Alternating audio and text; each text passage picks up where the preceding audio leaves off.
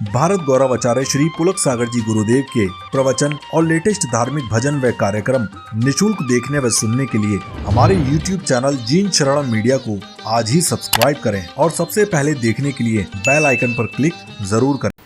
प्यारी प्यारी भव्य आत्माओं, आज की जो समस्या है बड़ी सार्वजनिक समस्या है।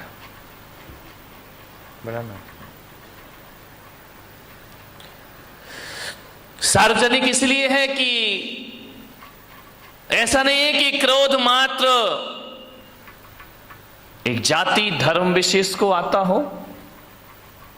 क्रोध सबको आता है, बच्चे को भी क्रोध आता है, बड़ों को भी क्रोध आता है, जवान को भी क्रोध आता है, बुजुर्ग को भी क्रोध आता है, जैन को भी क्रोध आता है, अजैन को भी क्रोध आता है, हिंदू भी क्रोध करता है, मुसलमान भी क्रोध करता है, और तो और राजस्थानी भी क्रोध करता है, पंजाबी भी क्रोध करता है, महाराष्ट्र का भी आदमी क्रोध करता है, और भारत का ही नहीं पूरी दुनिया में क्रोध आया कर। ध्यान रखना, चाहे अमेरिका हो, रूस हो, जापान हो, पाकिस्तान का तो पूछो ही मत, 24 घंटे क्रोध में रहता है। ध्यान रखिए, सबको क्रोध आता है दुनिया में, ऐसा कोई नहीं जिसे क्रोध ना आए।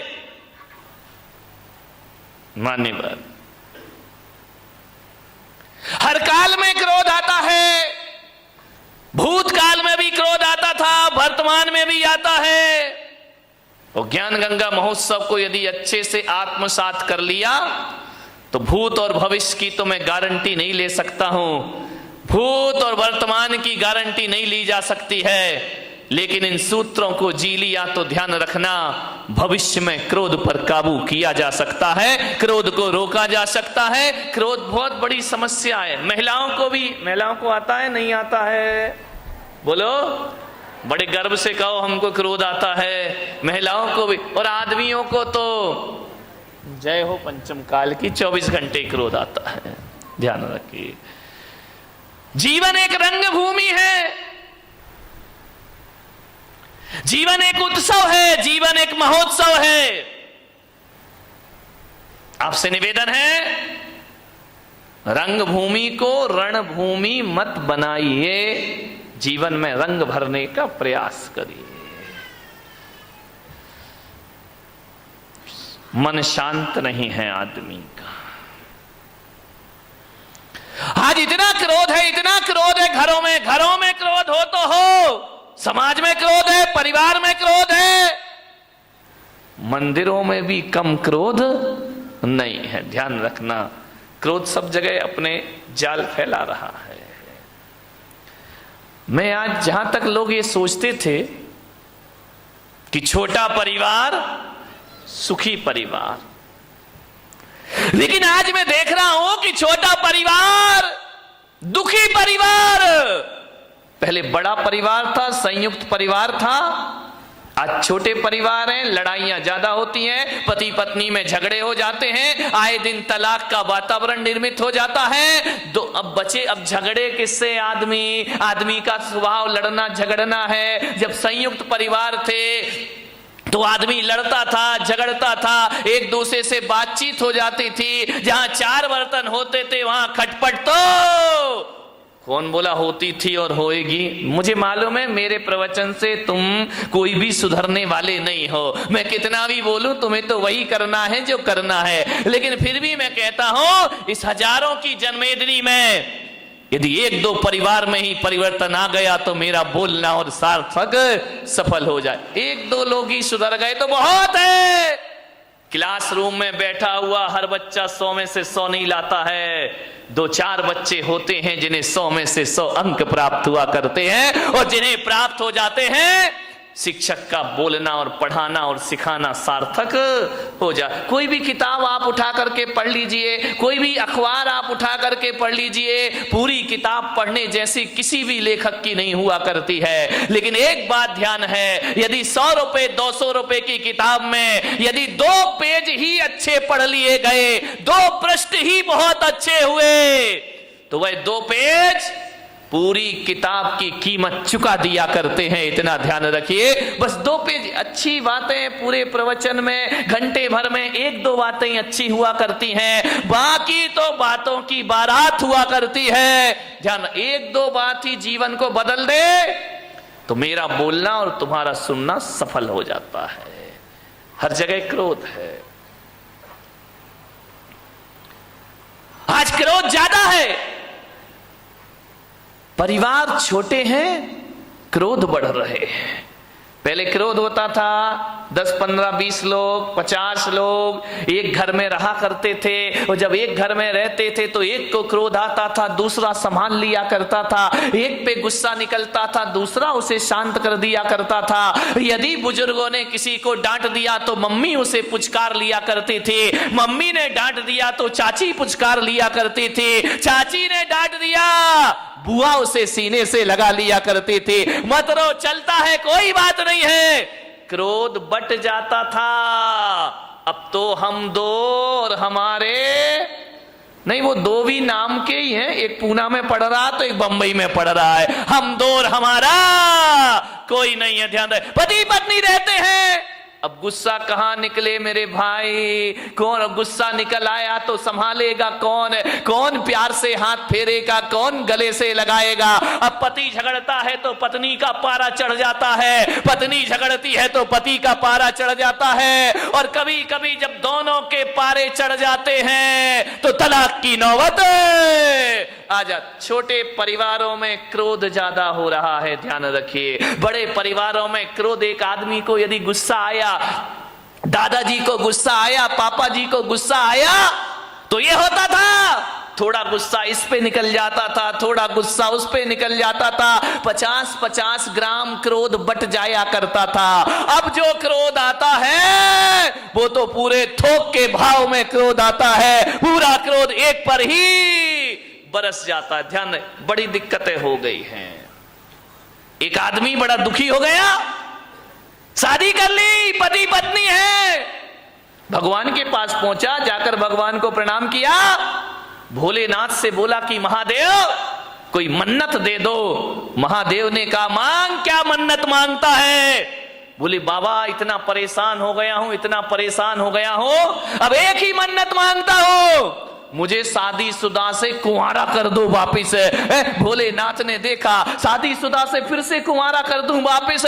भोलेनाथ ने कहा निकल यहां से बाहर। अरे बोले बाबा ये कैसी बात है कि आप मुझे बाहर निकाल रहे हो, मेरी मन्नत पूरी करो। भोलेनाथ ने कहा कि मैं मन्नत तो पूरी कर दूंगा, लेकिन पागल है तू, मन्नत नहीं तू जन्नत मांग रहा है, जन्नत में तुझे शादीशुदा को कुंवारा कर दो, ये मन्नत नहीं, ये जन्नत की डिमांड हुआ। ध्यान रखना, तुम्हारा घर जन्नत बन सकता है, इसमें कोई भी डाउट नहीं है। थोड़ी सी समझदारी अपने अंदर रखिए, समझदारी आ गई तो घर को जन्नत बनने में ज्यादा देर नहीं लगा करती है। ध्यान रखिए। मान्यवर, आपसे निवेदन है, बड़ा परिवार था, सुखी था, आज छोटा परिवार है, दुखी है, एक ही बेटा है। अब बोलो भाई साहब प्रवचन में क्यों नहीं आते? क्या करे महाराज, दुकान जाना पड़ता है, दुकान खोलना पड़ता है, बेटे को बिठा, बेटा पूना में पड़ता है। अब बताओ, अब आपका एक ही लड़का, मुझे तो अपना भविष्य खतरे में दिखाई देता, तुम्हारा दिखाई दे या नहीं दे, आपका एक ही बेटा है। मैं बच्चे को ये नहीं कह सकता तू सन्यास ले ले, बच्चे को मैं ये नहीं कहता तू दीक्षा ले ले। अब किसे सन्यास देंगे? तुम्हारा सहारा तो एक ही है। पहले 4 बच्चे होते थे, 5 बच्चे होते थे, एक बच्चा दुकान संभाल लेता था, पिताजी समाज संभाल लिया करते थे, कोई मंदिर संभाल लिया करता था। अब तो हमारे यहां संभालने वाला कोई नहीं, अब तो घर नौकरों के हवाले हमारे हो गए हैं, और दुकान जो हो गई है वह पार्टनरशिप में चला करती है। घर के बच्चे ही नहीं है, बहुत बड़ी बड़ी फैक्ट्री बन जाती है, और बच्चा अमेरिका में जाके पढ़ता है, वापिस लौट के नहीं आता, बाप बेचारा यहां रोता है, इस करोड़ों की फैक्ट्री का उत्तराधिकारी कौन हो? समस्याएं बहुत ज्यादा हो गई हैं एकल परिवार से। संयुक्त परिवार सुखी परिवार। ध्यान रखिए मान्यवर, क्रोध ज्यादा बट गया, कलह ज्यादा हो गई। अब लड़ने की तो आदमी की आदत है। अब घर में यदि कोई मेंबर ही नहीं है, एक ही बचा तो झगड़ा तो फिर उसी से होगा। ध्यान रखिए मान्य। कलह बढ़ गई हमारे घरों में। ऐसे बात करते हैं किसी से जैसे उस पर कोई एहसान कर रहे हो। जवाब नहीं दिए जाते हैं। हालात ये हो गए हैं कि पति बेचारा थका हारा घर पहुंचता है, आवाज लगाता है कि सुनती है, एक गिलास पानी लाके दे दे, प्यास लगी है बहुत। अब पत्नी क्या बोलती है, देख नहीं रहे, मैं सीरियल देख रही हूं, टीवी देख रही हूं, ऐसा करो जाके चुपचाप पानी पी लो और हो सके तो एक गिलास मेरे लिए भी ले आए। हालात बहुत खराब है घरों के, स्थितियां भी। तुम तो पी लो और हो सके तो एक गिलास मेरे लिए भी पानी लेकर आ जाए। यही चल रहा है ना घर में। शर्माओ मत, देखो सही बताओ जो कुछ चल रहा है। मैं कोई प्रवचन कोई आकाश से उतर के तो आते नहीं है। एक महिला ने पूछा, महाराज एक बात बताओ, तुम्हारी शादी हुई? मैंने कहा मेरी तो शादी नहीं हुई है। बोले आपका परिवार था? मैंने कहा मेरा तो कुछ भी नहीं है। बोले कब दीक्षा ले ली? मैंने कहा बहुत छोटी सी उम्र में दीक्षा ले ली। तो बोले आप एक बात बताओ, तुमने शादी करी नहीं, तुम्हारे बच्चे हैं नहीं, तुम्हारे बीवी है नहीं है, फिर एक बात बताओ महाराज, ये तुम्हें घर की बातें कहां से पता चलती है? ये घर गृहस्थी की बातें कहां से जान लेते हो? अरे मैंने कहा मैं कहां जानता हूं। तो बोले आप इतनी बातें बोलते हो, इतना उदाहरण घर गृहस्थी के देते हो, ये बताओ महाराज तुमने ये सीखा कहां से?